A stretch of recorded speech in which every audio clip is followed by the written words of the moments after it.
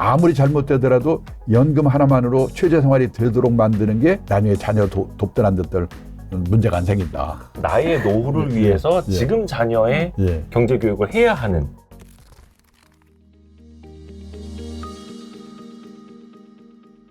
그러니까 교육비 이야기하다가 이렇게 이제 좀 돌아왔는데 조금 더 한 단계 들어가 볼까요? 그러면 사실 아이 스스로 할 수 있는 건 용돈을 스스로 버는 거, 관리하는 거, 나아가서 투자할 거냐 요 단계잖아요. 용돈에 대한 개념? 이걸 어떻게 해야 되는지부터 좀. 그러니까 용돈이라고 하면 아이가 스스로 책임을 지고 스스로 사용할 수 있어야 하는 돈이거든요. 스스로. 네, 부모님들이 용돈을 가지고 치사해지면 안 돼요.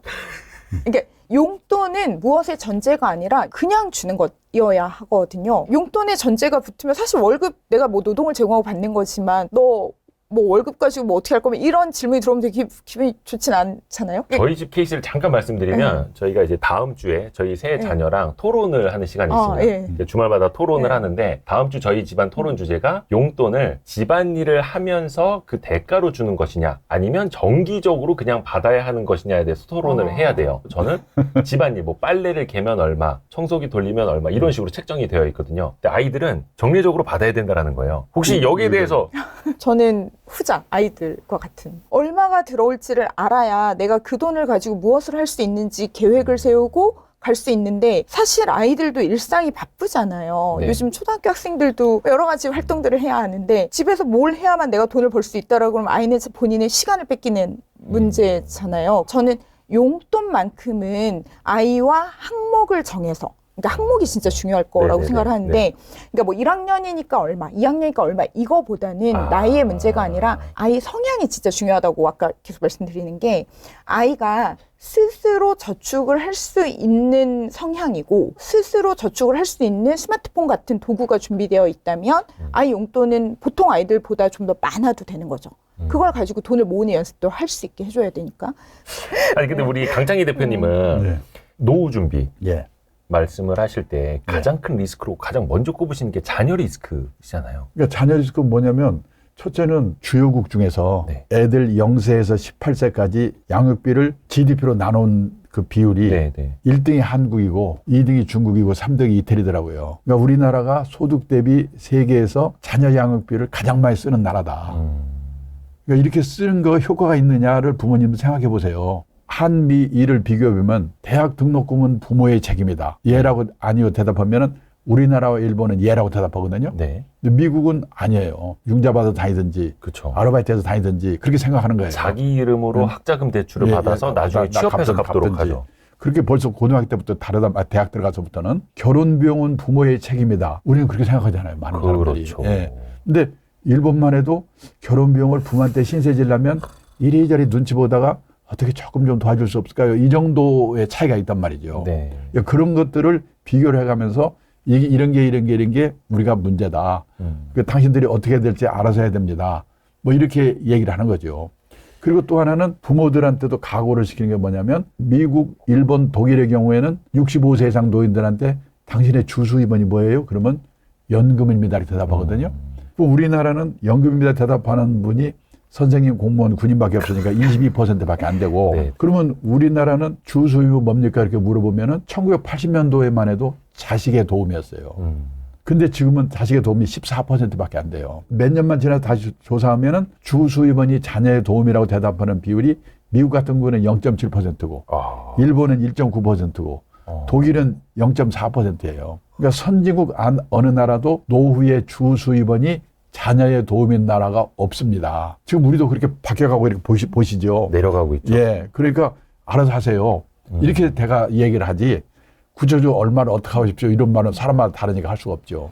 그런 거를 경각심을 불러일으키는 방법밖에 없죠. 약간 그거 아닙니까? 내가 너를 어떻게 키웠는데, 내가 너한테 드린 돈이 얼만데, 그리고 또 다시 이제 앞으로 돌아가면은 학자금이라든지 결혼 비용, 정말로 집안이 어려워서 못 해주면 모를까. 어느 정도 그래도 돈은 있는데 안 해준다라면은 나쁜 부모가 될 수도 있겠다라는 게 사회의 통념이잖아요.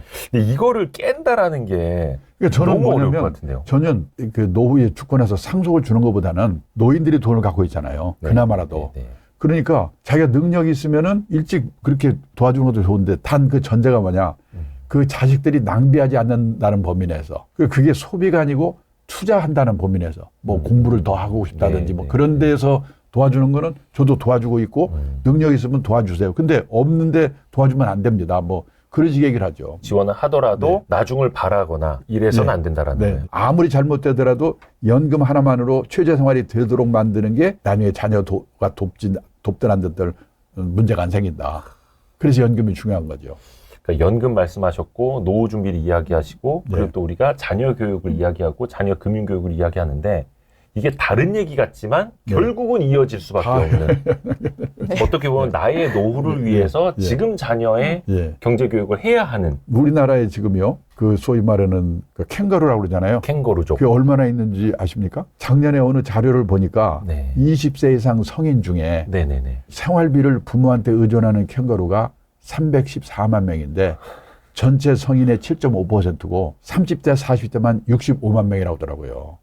그러니까 그 사람들이 대학 들어갈 때 대개 보면은 진학률이 83%였거든요. 거의 다 대학교 그러니까 가는. 거의 대학 나온 네. 애들인데 지금 314만 명이 캥거루로 살고 있는 거는 걔네들 탓만 하기 뭐냐 부모들이 그런 이런 자립교육 같은 게 제대로 안 됐다는 것도 얘기할 수가 있는 거죠. 그게 누구 잘못입니까? 부모 잘못입니까? 아니면은 뭐 그 같이 맞물려 있는 거죠. 그러니까 뭐냐면은 부모가 돈이 없고 있고 없고 문제가 아니라 결국 자립교육, 스스로 생각하는 능력. 그게 지금 이 나이가 되보니까 제일 중요한 것 같아요. 오늘 제 근데 우리는 그런 부모가 네. 교육을 자식해서가 아니라 그런 시대에 태어났기 때문에 이렇게 된 것 뿐인데 네. 우리가 잘해서 한 것처럼 하면 그건 안 되죠. 꼰대죠, 그게. 예. 점점 더 자립하기 어려워지는데 오늘 진짜 제일 중요한 단어 하나를 꼽으라면 네. 딱 자립이네요. 예.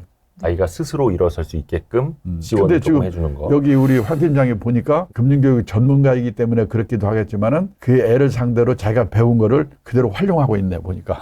그러면 아까 이제 용돈 관리는 어느 정도 좀 말씀을 해주셨고 아이들 스스로 전략하는 것부터 사실은 가르쳐야 하지 않나요? 그러니까 안 쓰는 것부터 가르쳐야 하는 건지 쓰는 것부터 가르쳐야 하는 건지 아낀다가 절약이라기보다는 그냥 무조건 안 쓰는 게 아니라 주어진 범위를 넘어서지 않게 계획을 세우고 그 안에서 문제를 해결하게 하는 훈련이 되면 들어오는 돈을 가지고 아이들이 계획을 좀 세워볼 수 있거든요. 아이들도 이제 소비라는 것을 하다 보면 조금 예상하지 못한 항목이 들어올 수도 있고 친구들하고 어울리다 보니 뭐 조금 다른 걸 할 수도 있고 그럼 부족해지잖아요. 그럼 이제 그 문제를 내가 어떻게 해결할 것이냐. 부모님에게 처음에는 좀 징징댈 수도 있죠. 그 순간에 굉장히 단호하게 정확하게 엄마 아빠는 돈이 있지만 이미 네가 사용할 걸 넘어섰기 때문에 이번 달은 여기까지야. 나머지는 스스로 해결해.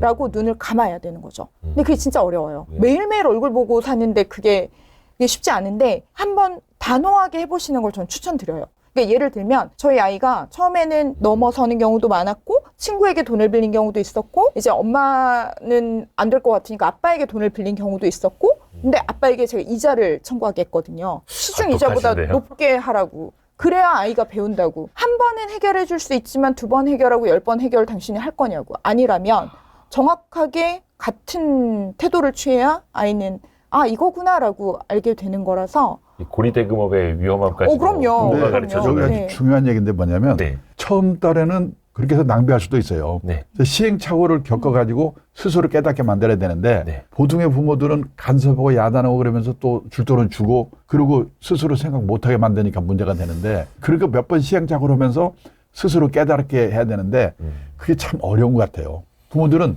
당장 달라고 그러면 징징대면 얼마 주고 그리고 야단하고 또 그다음에 징징대면 또 주고 얼마 주고 그러니까 그것이 습관이 계속 하니까 애들이 스스로 그걸 컨트롤 못하게 만드는 거죠. 내 새끼 돈 때문에 쩔쩔매는 거 보는 네. 것도 마음 아파하시고 그럼요. 그래서 네. 약간 원칙이 또 무너지기도 하고 이런 경우도 있고 힘들어야 해요. 스스로 고민해야 되고 어려움을 알아야 해결도 본인이 하더라고요. 이 전략은 좀 어떻게 해야 한다고 보세요, 강세희 대표님께서는? 주어진 경제적 상황에 맞춰 사는 능력을 기르는 것이 절약이다. 네. 아주 경제적 자립이다. 네. 근데 그것이 어떻게 보면 이제 절약과도 통하는데 안 쓰는 게 절약이 아니다. 친구 중에도 어디 가서 밥 먹는데 꼭 돈 안 내는 놈이 있어요. 네. 그 평생 그 아주 얄밉죠. 나는 늦게 왔잖아. 그러니까 그럴 때 돈을 과감하게 내는데 네. 그 대신 딴 데 걸 줄인다든지 스스로 생각해서 하도록 만들어야 되지 안 쓰는 게 절약은 아니다. 저는 그렇게 생각해요. 주어진 경제 상황에 맞춰 사는 능력을 기르는 게 그게 또 절약이라고 저는 생각해요. 요즘 제가 아이들을 보면서 느끼는 거 하나는 이 절약이라는 개념이 어른들의 생각과 다를 수도 있는 게요. 제 주변에 NCT를 정말 좋아하는 친구가 있거든요. 그럼 NCT가 콘서트를 해요. 그러면 이 아이는 토요일하고 일요일 콘서트 둘 다 가고 싶은 거예요. 같은 노래 부를 텐데. 그러니까 하지만 2번을 가면 아이는 행복한 거예요. 2배로 행복한 게 아니라 4배로 행복할 수도 있잖아요. 그들을 이렇게 볼 수 있는. 네네. 그러니까 이 아이는 이 콘서트를 가기 위해서 몇 개월 전부터 모든 것을 줄여나가는 거예요. 여기를 가야 하니까. 그 돈을 마련하기 위해서. 네네. 요즘 근데 콘서트 비용이 만만치가 않아요. 네, 그러니까요. 그러니까 이제 이 아이는 굉장히 좋은 자녀가 되죠. 부모님들에게 이 콘서트를 가기 위한 굉장히 많은 노력을 하죠.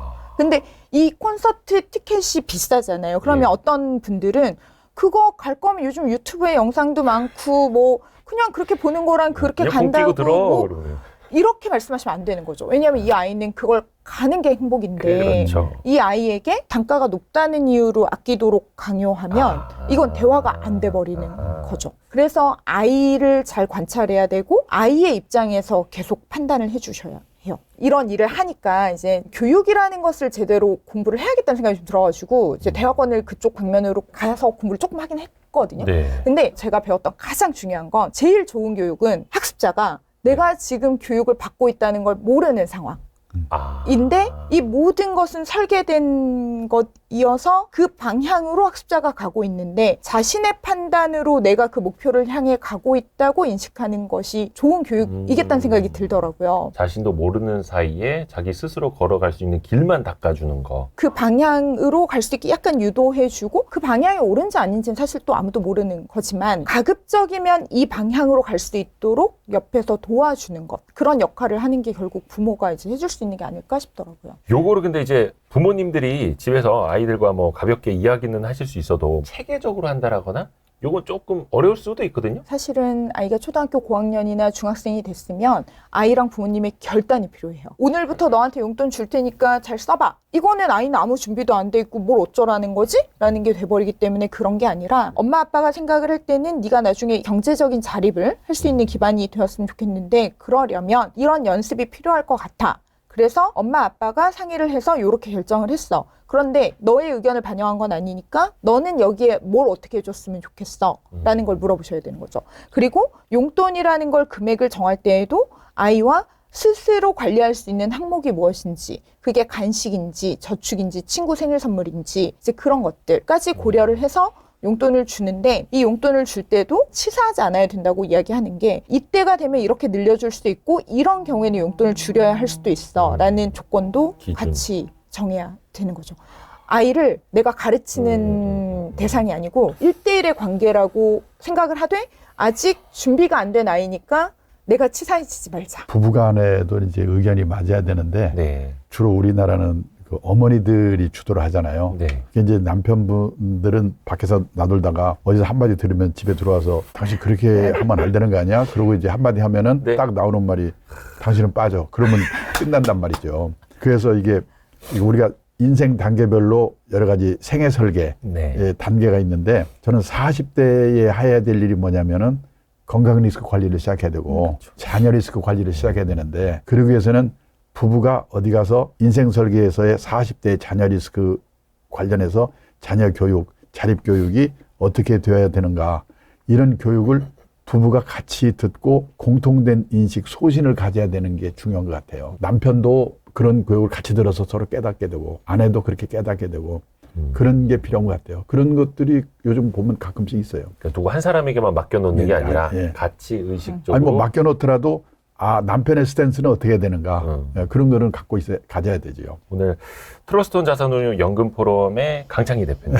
그리고 이티원의 황지영 팀장님 너무 감사합니다. 고맙습니다. 고생하셨습니다.